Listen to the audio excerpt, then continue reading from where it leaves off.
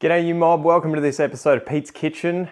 Here's the kitchen and I'm Pete. So I was kind of umming and ahhing. Do I film this? Do I not film this? You'll know what it is if you have seen the thumbnail and the title, but yes, I am taking a whole bunch of plants out of tissue culture. They include Philodendron Spiritus Sancti, Philodendron Erubescens Red Anderson, and a whole bunch of Philodendron El Guapo. So I think that was the, there was another name for it as well. I'm not sure, or maybe it's changed. Anyway, I'll chuck you on the tripod and run you through what I've done already, and then we'll just slowly chip away at this.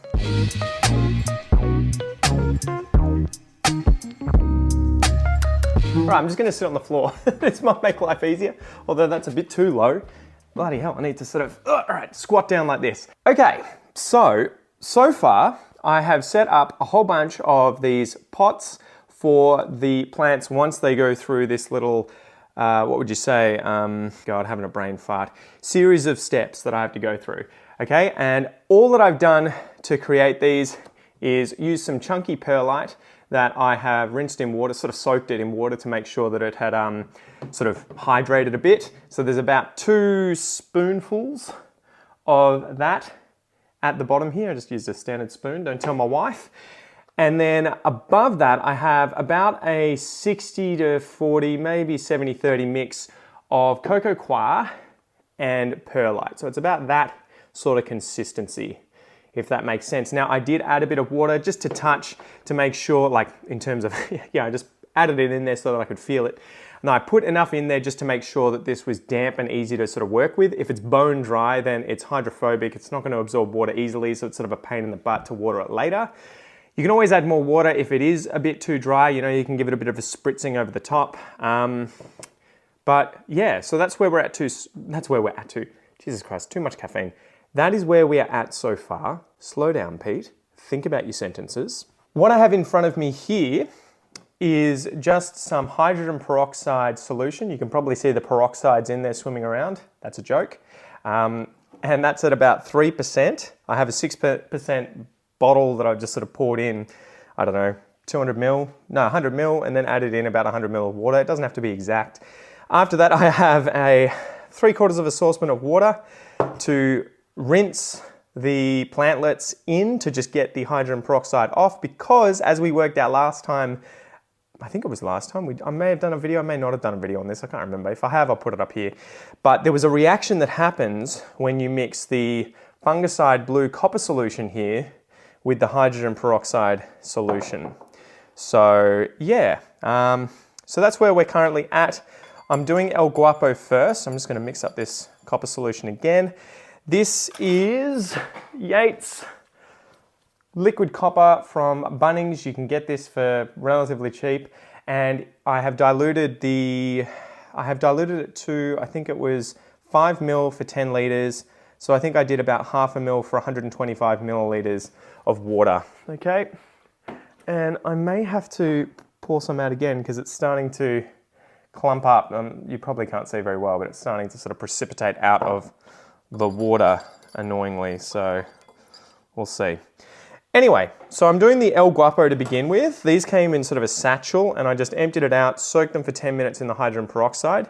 And now, I can probably just do it with my fingers to be honest. I'm gonna chuck them into the fungicide for probably 5 to 10 minutes as well, to just let them soak, and hopefully if there is any kind of contaminant, fungi, spores or anything on the outside of these guys, they will get terminated. Hasta la vista, baby. Right, so there we go.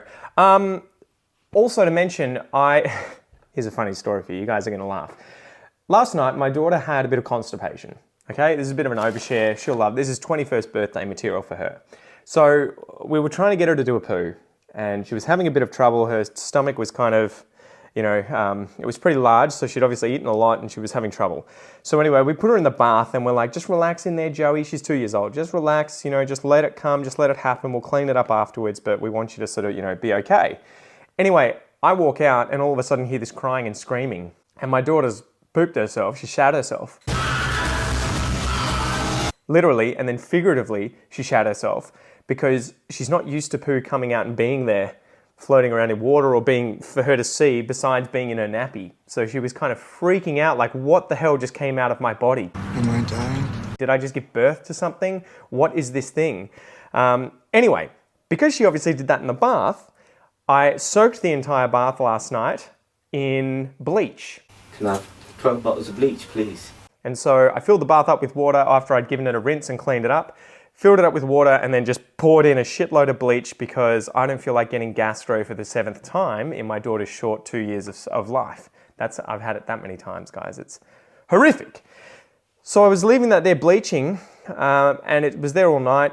And then I was like, you know what, screw it. I'll just soak all of the plastic containers here that I have gotten from Diaco's in their bin. I've sort of scavenged them, right? So these have been used previously. I scavenged these and I needed to rinse them. I'd given them then a rinse out with alcohol so they were ready to go. And yeah, that's what we've got. I wanted to use plastic cups that are see-through so I can see the roots as they're growing, but I didn't realize the laws in Australia, or at least in Victoria, have recently changed where it's very hard to find them anywhere.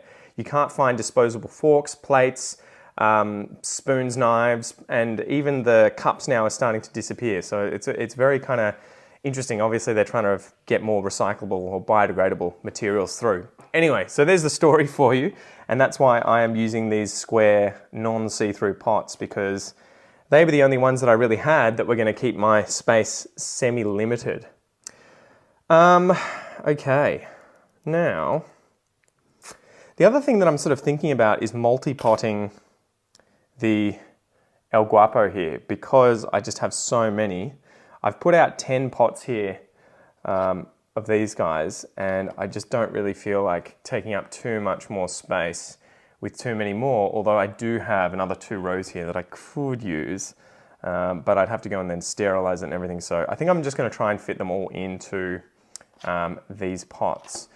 Whilst I try and do that with these guys, I'm going to take out the next batch of plants and put them in the hydrogen peroxide. So we may do that here with the Red Anderson to begin with. So the story with these is that my business partner, Sumac, and I, he went over to Thailand recently and did a bunch of tours of different places, and we were searching for a whole bunch of plants to bring into Australia, legally, importing them legally.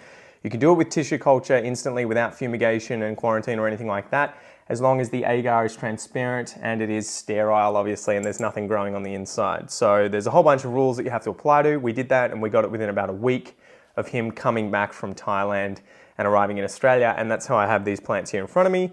The El Guapos came from a nursery owner friend up in Cairns, and he had a whole bunch, and he was just like, do you want to buy, a packet of these? So I was like, hell yeah.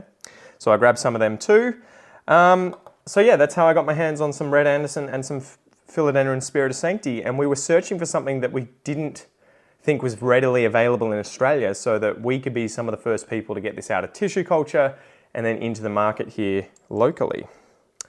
All right, so it comes in a thin layer of agar like this. The plant is in there. The agar is effectively a little gel that it can use to get water and nutrients and everything whilst it's in this jar. They can survive in here for a few months, I believe, so you just have these up under lights, and yeah, the plant will just keep growing until it's kind of exhausted everything in there, or it gets infected with something. So as you can see in there, everything is actually really sterile. There's no fungus, there's no mold, there's no bacteria by the looks of it growing all over the plant, so it's actually really, really healthy.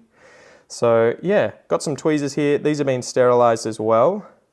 And I'm just going to kind of try and dig into the bottom here. Oh, okay, it comes away really easily. Sometimes the agar's a little thicker, but this time it was very, very easy to pull that out. And interestingly, there's a chunk of stuff at the bottom. Anyway, so what I'm doing is I'm going to take all these guys out one by one, soak them in the hydrogen peroxide. In fact, I may be accidentally skipping a step. I think what you would usually do, although the reason I'm doing that is because I started with the El Guapo that didn't have agar on them, you would usually start with warm water to be able to get the agar off the base of the plants. But we might just start with the hydrogen peroxide, and I should be able to still just mix the plant around in here and dissolve the agar off. We'll see how we go. Again, if I'm doing anything wrong and you guys are, more experienced in this area, please, for the love of God, don't be shy with, shaming me in the comments section, educating me, I should say, in the comments section. I'm always up for learning more and improving, and that's the whole point, right? That's the whole point of doing what I'm doing. Share it with you guys so that any mistakes I make you can see and you can tell me about, but also hopefully so that you guys learn something as well as get a little bit of entertainment. But yeah, tissue culture is one of those things. I think a lot of people freak out about it, but you just have to kind of dive in and try it, give it a whirl. And for reference, just gonna scoop this guy out. The El Guapos, I think they were about $45 for like 20 of them, maybe, if you got them through someone overseas and you imported it directly. So they're relatively affordable. So if you bought them from someone else, maybe they'll mark it up 50% to 100%. So it's going to be anything from maybe $60 to $90 to get 20 little plants. And if you want to give it a go, if you want to be trying this sort of thing, it's relatively easy. And all of this equipment is really just stuff that you can find at the warehouse, the Bunnings warehouse, or around the house, to be honest. So yeah, it seems intimidating, but if you are interested in getting into tissue culture and giving it a try just for the fun of, science, do it, man, do it. It's fine. You should give it a whirl. So I'm just going to sort of dunk these guys down, make sure that they get completely submerged in here. And then I'm hoping that the agar dissolves or just washes off the plant. So I'm sort of picking up each one and giving it a shake. And I'll clear this up and move the camera so you can see what I'm doing, okay? Okay, so here are the plants just sitting in the hydrogen peroxide here soaking, and the agar is at the bottom of the plant if it's anywhere. So I usually sort of grab it by the bottom and just give it a shake like this. They're much sturdier than you probably think. Like, you're probably thinking they look like, I don't know, incredibly fragile little plants, but you can grab them and give them a bit of a shake like this, and it's not, they're not gonna just disintegrate in front of your eyes if you're relatively gentle. But yeah, the agar should just dissolve here. So again, you just give it a 10-minute soak or so, and then have a little closer look, have a bit of a closer look and see if you can find any chunks of agar. Because the reason you want that gone is that stuff grows in it, obviously, right? The plants have been growing in it, but as soon as bacteria and fungi and everything else get into the agar, they are going to go off like a frog in a sock and grow like crazy, and you do not want that happening around the base of the plant or the roots. So they've been in here for about 5 minutes. I'm just going to sterilize my hands, and I'm gonna pick up each one of these little dudes and just inspect it for any agar that is still sitting around the base of the plant here. Like, I can see little bits and pieces. I'll see if I can show you some. But I'm using the tweezers to kind of pull it off. I'm not sure if you can see, there's a chunk, put it over my forehead. There's a chunk on the end there. So I'm just going to try and remove as much of this as possible. And again, I'm still sort of learning here. So like, although there may be a little bit of agar left on some of these plants at the end of the day, I'm still yet to sort of work out how bad it really is to leave any sort of agar there, right? Like, is it a slight problem? Is it a 1 in 100 die, or is it a instant death to all plants that have any tiny amount of agar there? And I am still in a position where I haven't killed anything out of tissue culture yet. I haven't had a single plant die on me, knock on wood. I haven't done a great deal, but I've taken out things like El Choco Reds. I did a whole bunch of those about 6 months ago and turned about 10 of them into probably 20 plants, because they kept popping off the bottom of the tissue culture plantlet, which is something interesting that they can kind of do. You'll see here at the bottom of the plant, right? The plant's upside down, and there are a whole bunch of pups that come off the bottom of the plantlet, and that is because you have cell differentiation happening there. I think they expose the plant to a bunch of different hormones, auxin, is it cytokinin? I can't remember what the other one is. And there's probably other things that I don't know about, but they expose the plant to that, and it tells it to grow roots and then grow leaves, or vice versa, depending on the type of hormone that it's being exposed to and when. And as a result, yeah, you get all that stuff growing off the bottom of the base of the plant. So I've got some dead leaves here as well. I'm trying to remove those gently, but if you can't do it easily, just leave them on there. Okay, that one looks okay. This one seems to be all right. Just checking these roots. Yep, seems to be okay. I will rinse my hands after this because of the hydrogen peroxide solution that is on my hands. As the good thing is it's going to be disinfecting my hands of everything, but it can start to burn into it. I think it's acidic, so again, I'll have to check, but I'm pretty sure that's what you guys were telling me last time I was talking about this with y'all. You were saying the reaction that's happening with the copper is because it's an acid.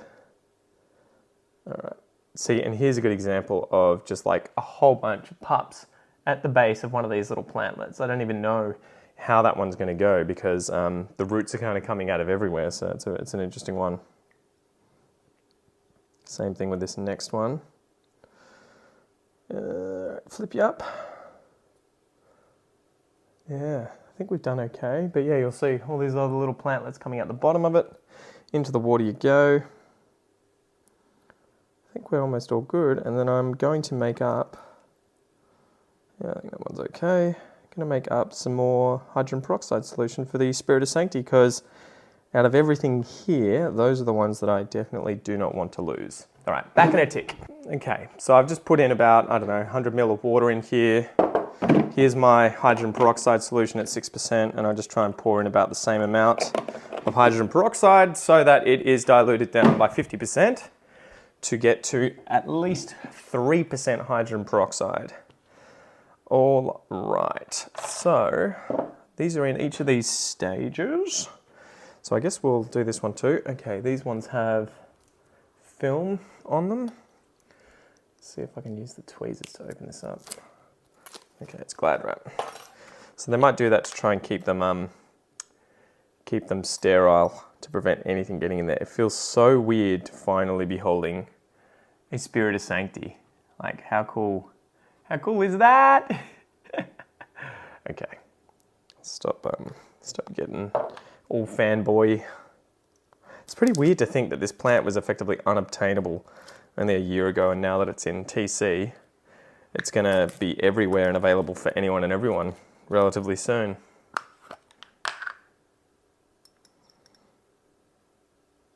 Yeah, again, these come out of the agar so easily, guys. So it's not something you should be afraid of trying. If you're really interested in doing TC, giving it a whirl, then I 100% recommend giving it a go. Find something cheap and affordable online that you can tinker with the first time that you try it, and then ratchet it up and get more and more, rarer stuff. There are some plants, I have seen things like variegated Bilietier and caramel marble and stuff that are available, but they're like $1,000 per plantlet. They're probably cheaper now, they're probably in the hundreds, but when I was first getting into TC, that's sort of what they cost. It was crazy. And the trouble was that a whole bunch of them, I think, especially with those variegated plants in TC, they can do it with things that even have chimeric variegation. I think like there's a myth going around from people in the industry that I've heard. They've told me that it's a myth that you can't put Monstera albos through tissue culture. The problem is that you end up with a whole bunch of reverted or ghosted out albos. So you will get albos if you do that, and that you have to do it a certain way, right? So instead of just being able to take any random cells from the plant and doing it from that, I think you actually have to take the node from plants and then put that into the agar and use a node for creating the plantlet, right? So effectively activating the axillary bud there. As opposed, there's other methods of doing tissue culture where you don't necessarily need a node, but you take other parts of the plant tissue and then you expose it to certain chemicals or hormones to get it to produce roots and leaves and stuff. Anyway, apparently you can do it for albos. It's just you end up with a lot of wastage. And I think too, I wonder how much people just don't bother because there's such a culture around propagating albos and getting, fully established plants or leaves and cuttings and all that sort of stuff.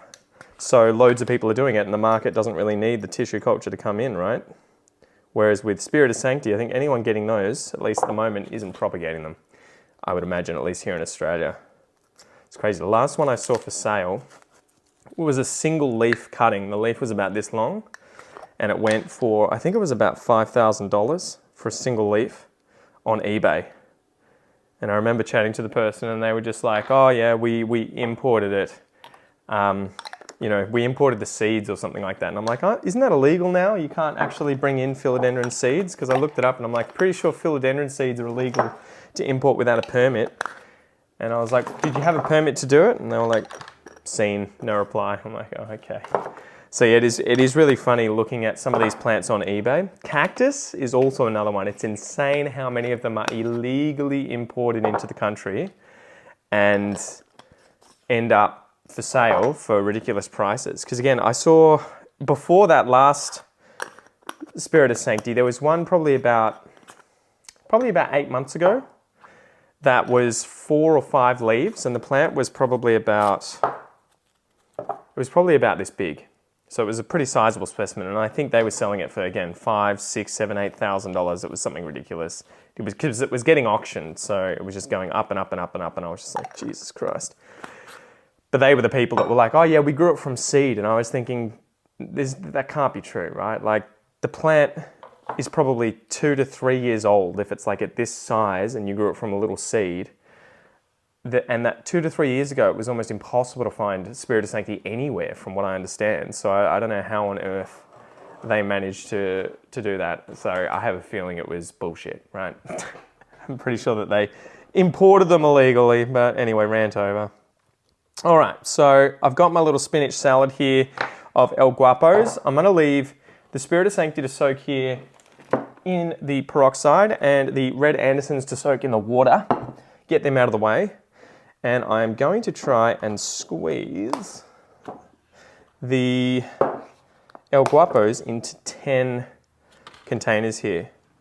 It doesn't really bother me too much growing them together because you can end up just taking the pups off, so I think it'll be all right to begin with. I'm just thinking, what do I need? I'll leave the tweezers, I don't want to use those. I need something to create little holes in the soil.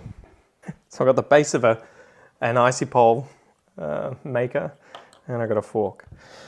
So this one's going to be interesting. These seem to be, it's almost like they don't even have roots on them. Some of them have like 1 or 2 roots by the looks of it, but it looks like they've sort of been chopped at the base, which is an interesting method. I don't know. But yeah, so we're going to have to create a little divot. This is going to be too big, I think. I want to use a chopstick, and I've got one here, but it's dirty. It's dirty. So I might use the other end and just give it a disinfect first. Going to shake and bake. I was going to blow on it, but I don't want to do that. Okay. And now I'm just going to be creating probably at least 2 holes in each of these punnets, because I think I've got about 20. So I'll bring you in a little closer. Hopefully you can kind of see me here doing this. So I've created 2 little divots there. And I want to make sure that I get the base of the plant here as deep as possible and then pinch it. Right, so I sort of, oof, this is easier said than done.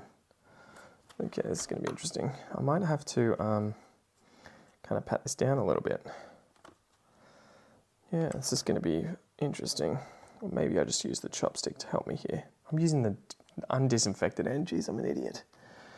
Okay, so I'm pushing gently so that the coco coir and perlite get sort of in contact with the base of it. I don't want to completely smother it, but I do want good contact so that it will be able to absorb water easily, right? Otherwise it may just end up drying out too quickly. So let's chuck another one in here. And it's going to be fun. And look, see, like leaves come off, you know, all sorts of stuff happens. It's such a, some of them are so delicate, so you just have to kind of see how you go. But yeah, don't feel bad if you end up cracking a few eggs, right? You're going to try and make that omelette. Okay, so there we go. That's number 1. Fingers crossed These guys do okay using this method, but I think I was saying this is the first time I've tried this method. Previously, I had been doing it with sphagnum moss, but I found the longer you leave them in there, the more of a pain in the butt it is to get them out of sphagnum moss, because the sphagnum moss tends to be sort of stronger than the roots of the plant. So as the roots develop, they're quite small and thin, and if you've used sphagnum moss, they kind of wrap around it, and when you're trying to separate the sphagnum moss out from the plant, it's a real pain in the butt because you end up ripping the roots off as you're trying to remove the sphagnum moss. So you have to be so gentle. But yeah, so that was the impetus for trying this method, and Sumac's giving this one a go as well because he's got some of these plants too. We're both growing them out, and he is the one who told me about this one. So there you go, there's another two. So I'm probably going to shut up and just try and smash this out as quickly as possible, guys, because I think you get the idea. And then we'll get on to the Red Anderson and the Spirit of Sanctity. Should mention too, some of these do have longer roots, as you can see. So what I'm doing is trying to make sure that that root ends up as far down as possible when I put this guy into the soil here, just to make sure it has the best chance possible of sucking up that nutrients and water and everything else that's in there, but also staying moist. Here's another one that's sort of similar, and it's hard because in some cases the roots are kind of growing upwards, so you have to kind of coax them down to face downwards before you sink them in.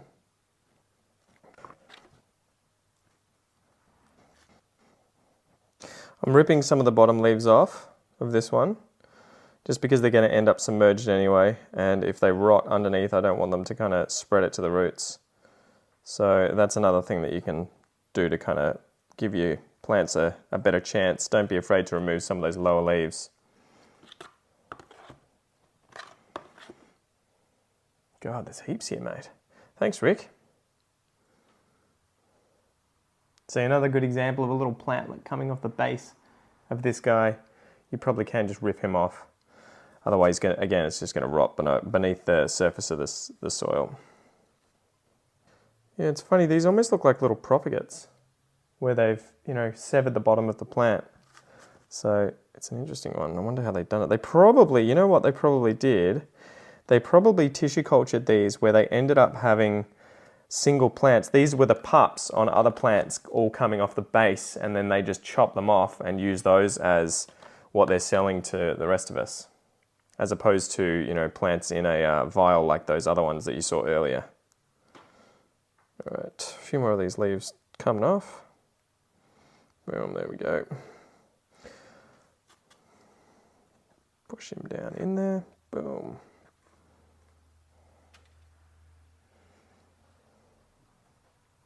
I am going to have El Guapo coming out of the wazoo. Out the wazoo, out the wazoo. There's a big chunk of something in here. Yeah, that's okay. Out of my ears. I should have gone with that analogy. All right.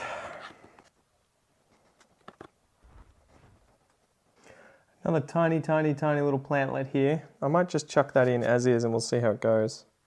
It'll be interesting to see if it suddenly pops up later and starts growing.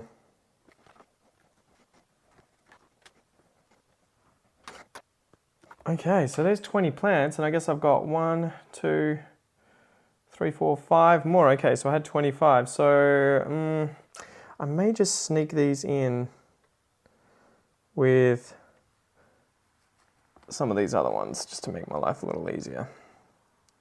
And we'll just see how they go. All right, last one. Boom, in you go. Poof. Sweet. All right.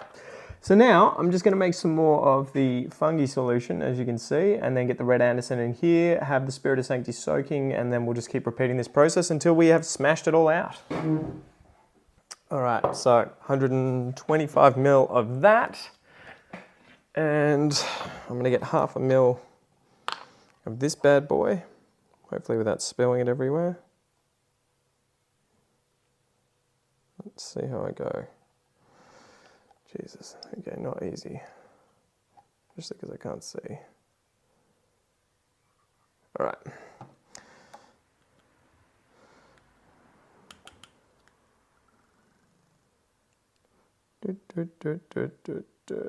Perfect. This is going to be nice. Are you ready for this? Pew!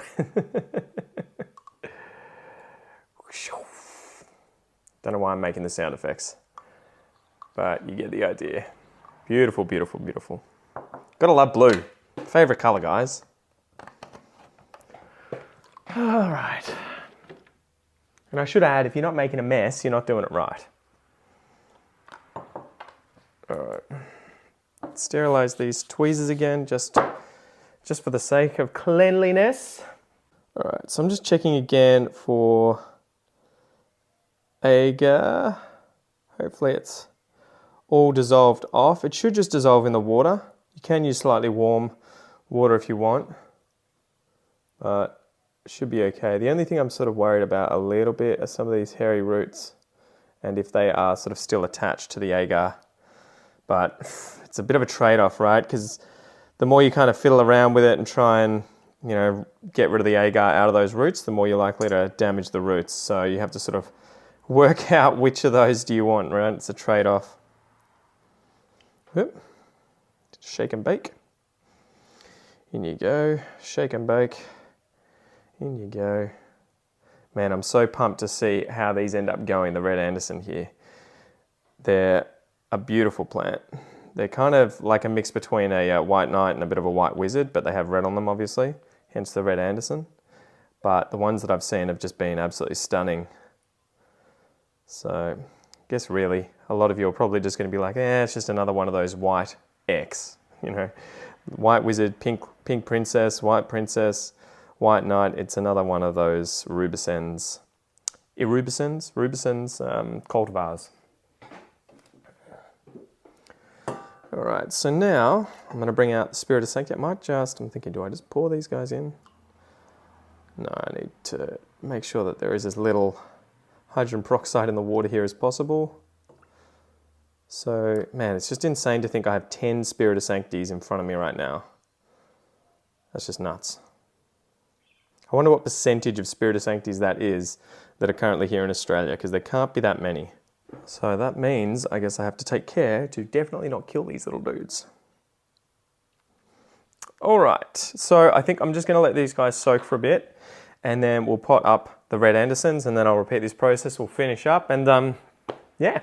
Okay, we're back, and I've changed t-shirts. You like this one? You get it? I don't give a rat's ass. Although I guess in Australia this would be, yeah, we'd say ass, but for this we say ass. Deal with it. All right. So I guess I'll bring these guys over here. 10 of those. So we'll just slowly chip away at this. Hopefully you can see. Can you see them better if I do that? Probably not. So we'll see how we go.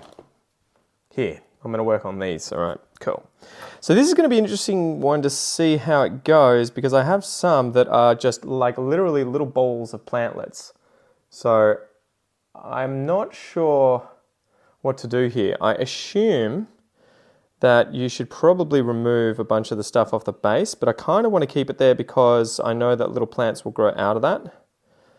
But there's just so much bush there at the bottom, you can barely even see the roots.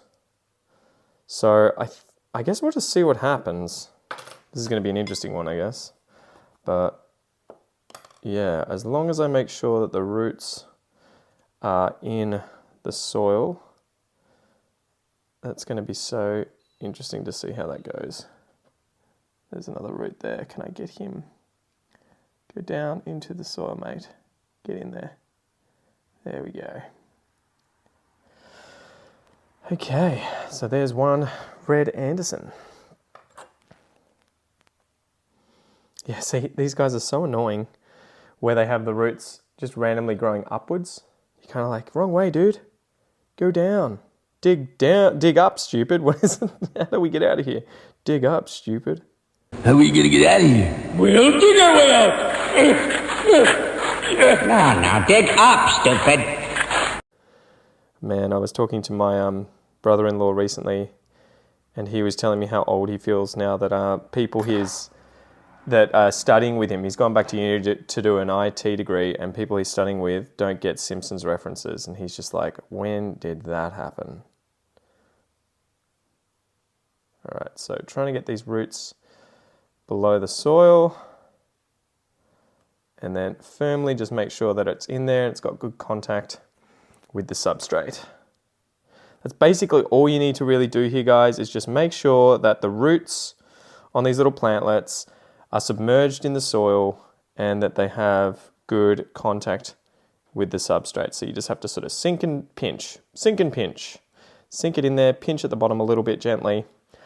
Make sure it's got good substrate, good contact, and then after that you just have to make sure that the humidity stays up and that the substrate stays, moist to the touch, not sopping wet so that the stuff suffocates, but moist to the touch so that it can absorb all the water and nutrients that it needs. This is going to be interesting to see how these go. They're so hard to kind of get deep down because the roots are high up. Some of these are actually growing aerial roots already, and they're such tiny little plants. It's just bizarre when you think, like this one. The root here is actually coming out of multiple nodes above the base of the plant here. It's just like, what? So what I do here gently is I try and sort of curl the leaves upwards. Again, you have to be so gentle as to not snap them. Create a little hole in the soil and then push them down in. Oh, I need to make sure the root is down there as well. Push them down in and then just make sure that you have pinched the soil around the base of the plant. And it doesn't have to be pretty, it just has to be functional. So these things are getting covered in soil and all sorts of stuff. Change the angle again so you can see a little better. Okay. But yeah, it's going to look like crap for a few weeks where they're sort of, covered in soil and submerged a little bit. But that's just kind of how it goes. And they'll eventually start putting out new growth and you'll see them size up quickly if the roots have grown well into the medium. So again, pull the leaves up, get the base there, make sure the roots get directed down into the soil. There's a few plantlets there at the base, little pups coming off it, but I guess we'll see if they can grow upwards and through the soil surface. Yeah, here's another one, same thing again. God, it's so hard to be so gentle whilst firm. See all those baby plants? And there's that root. So put the root down into it and then pinch, sink and pinch. Sink it down and give it a pinch. Alrighty, last one. In you go. Wham bam, thank you ma'am. Okay, so again, make some new solution. Okay, 1/2 ml. Boo! God, that does look good. Okay, so those guys are done. And now it's time for the Spirit of Sancti. I guess we have to soak them for a bit. So I might do that first, obviously. So I'm shaking each one of these, then chucking it into this solution. But these guys don't look like they've got much, if any, agar on them. And they have really nice roots. Look at that. Really good roots there. So hopefully these guys go off like a frog in a sock. They should hit the ground running and just go berserk. Just go off, mate. Just off tap. Okay. So I'm going to let these guys soak here for 5 to 10 minutes and then we'll get planting. Okay, we are back. Here we go. Now the only thing that I'm sort of unsure about that I thought I would try this time, but again, let me know if it's just completely stupid, is putting them straight from the copper solution into the soil. I assume it's not really much of an issue, right? Like the copper solution I don't think is going to be affecting the plant one way or another, but I thought it may be a way of just making sure that fungi doesn't have a chance to grow on the plant or its roots if it is sort of there for a little longer than if I rinse it in water. But again, if I'm doing something incredibly stupid, please let me know. So the first Spirit of Sancti is going in. Oh man, these nice roots. hopefully that means these guys are going to go so well in here. All right, so I'm just trying to direct these long roots down into the hole that I've just created, gently but firmly pushing the plant in with them. And then, there you go, firmly making contact with the substrate and the base of the plantlet. So there you go. Oh man, this one has loads. It's got like a little octopus at the bottom of it. The only thing I have noticed, I've got some Monstera mints growing out of TC. They're doing well. But one weird thing that did happen with those guys is that all the roots rotted off in the first week and they had to regrow them. It was the root just came off. It was a very interesting situation. I'm not sure what happened, but all of the roots just carked it and the plant had to start again. And that happened to all 5 of the ones that I had. And it happened to the people that I knew as well who bought some as well. So it was, yeah, very interesting. I don't know why that happened. See, the plant just freaked out. All right. Now, when you get brown leaves like this, I typically just rip them off gently because they're goners and they're just going to rot. And the reason they're sort of brown and still here and not like, you know, black and crispy and everything is because there's been no bacteria or fungus to eat them in the little agar gel vial. So yeah, but as soon as they're in this situation, there will be, and they will rot. So better to remove them now than just wait a few days or a week for it to happen naturally. And again, I am removing leaves around the bottom of the base of the plant if it makes sense to, just so that I can make sure those roots get deep down and I can submerge the base of the plant. Again, just beautiful roots on these guys. Always feels like I'm playing with very small cephalopods, small octopus or cuttlefish or something. Squid was the other one I was thinking about. Okay, soil around the base. So I'm holding the plant whilst I push the soil in with the chopstick, pinching the base with my fingers and then sort of just pushing down slightly to make sure that it is firmly in there, but just not too much that the substrate is compacted. That's not what I want. I don't want it to be really, really compacted around the base of the plant. I want it to be light and airy, but I do want good contact. I think I've mentioned that enough times today. Oh, ripped a root off. So yeah, gentle, gentle, gentle. This is what happens. Okay, push the soil in around the base and then gently push down. Concentrate on what you're doing, Pete. I can, again, feel a little bit of agar on these roots. So I'm sort of trying to sort of gently remove it, but it's kind of hard because they're so hairy that I imagine the agar is just firmly attached to the hairs of the roots. So fingers crossed, they do okay. I should suss out whether or not you can use mycorrhizal fungus to try and help them out, right? Because that might be worth inoculating the plants with, just to make sure that they kind of have good fungus competing for the zones around the roots, right? So if there is food for that healthy and useful fungus, and that fungus gets in first, it's probably going to be beneficial for the plant as opposed to other fungi getting in there. But I'm not sure. I've never looked into it with TC. You guys will have to let me know if that's a thing. I assume it would be fine. I can't imagine why it would be a problem. The mycorrhizal fungus isn't going to like mutate with the agar and then just suddenly attack the plant. Ah!